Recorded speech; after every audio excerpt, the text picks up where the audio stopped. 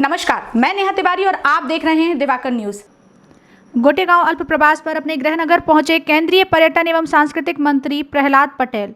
इन्होंने कोरोना के संक्रमण काल को देखते हुए देश की जनता से होली का त्यौहार मनाने को लेकर अपील करते हुए कहा कि हमारे जितने भी त्यौहार हैं वह आनंद और उत्सव के लिए हैं, पर हमेशा से हमारे बुजुर्ग हमें सावधानी बरतने की नसीहत देते रहते हैं।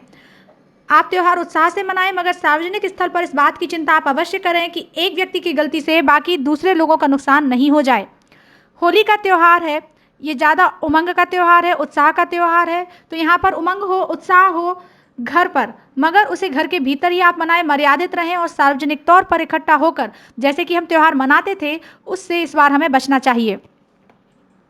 वहीं केंद्रीय पर्यटन एवं सांस्कृतिक मंत्री ने देश भर में मनाए जा रहे आज़ादी आनंद उत्सव को लेकर कहा कि 12 मार्च से आज़ादी के 75 वर्ष का जो अमृत महोत्सव पूरे देश में मनाया जा रहा है, हर सप्ताह और बीच में जो विशिष्ट तिथियां हैं उसमें कार्यक्रम होने हैं।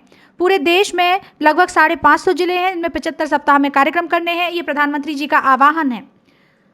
जो गुमनाम शहीद हैं, जिन्होंने देश की आज़ादी के लिए अपना बलिदान दिया है लेकिन इन्हें इतिहास में कोई स्थान नहीं मिला, ऐसे लोगों को जरूर चिन्हित करके उनके स्थानों पर अवश्य जाना चाहिए। और जैसे कि नरसिंहपुर जिले में राजा हृदय शाह हैं, 1842 की क्रांति के वह अगुआ थे, लेकिन उनके साथ उस समय लगभग 150 से ज़्यादा लोगों पर इनाम था और उन्हें शहादत भी मिली। उनके पुत्र का तो पता ही नहीं चला कि वह कहाँ गए।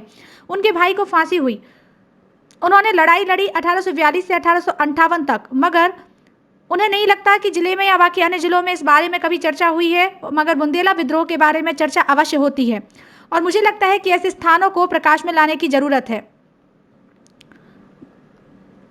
गोटेगांव से सीताराम रजक की रिपोर्ट, दिवाकर न्यूज। कैसे होली मनाए, कैसी सतर्कता रखे, किस तरीके से? हमारे जितने भी त्यौहार उत्सव है वो आनंद के लिए, पर हमेशा से इस बात की सावधानी हमारे बुजुर्ग मनीषी देते रहे कि उत्साह मनाए, लेकिन हम लोग सार्वजनिक स्थानों पर इस बात की चिंता ज़रूर करें कि एक आदमी की गलती से बाकी लोग उसके लिए नुकसानदेह ना हो जाए। और होली का त्यौहार तो और ज़्यादा उमंग का त्यौहार है, और इसलिए उमंग होनी चाहिए। उत्सव मनाएं, घर के भीतर बनाएं, मर्यादित रहें। सार्वजनिक तौर पर इकट्ठे होकर जैसे हम करते थे, इससे बचना चाहिए, यही निवेदन है। अमृत महोत्सव मनाया जा रहा है, देशवासियों को क्या शुभकामनाएं देंगे? 12 मार्च से आज़ादी के 75 वर्ष का जो अमृत महोत्सव है वो शुरू है।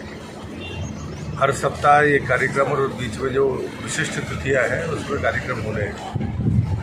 पूरे देश में लगभग 550 जिलों में इन 75 सप्ताह के भीतर कार्यक्रम करने हैं, छोटे बड़े सभी प्रकार के।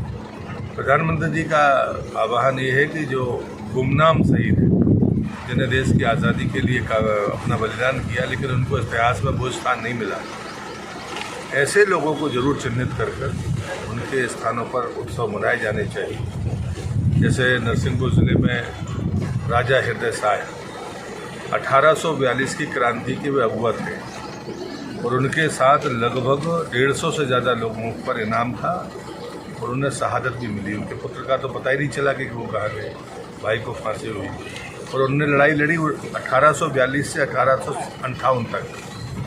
लेकिन मुझे नहीं लगता कि कभी इस ज़िले में या बाकी जगह पर इन बातों की चर्चा होती है, बल्कि बुंदेला विद्रोह के नाम पर जरूर चर्चा होती है। मुझे लगता है ऐसे स्थानों को पुनर्जागृत करने की जरूरत है।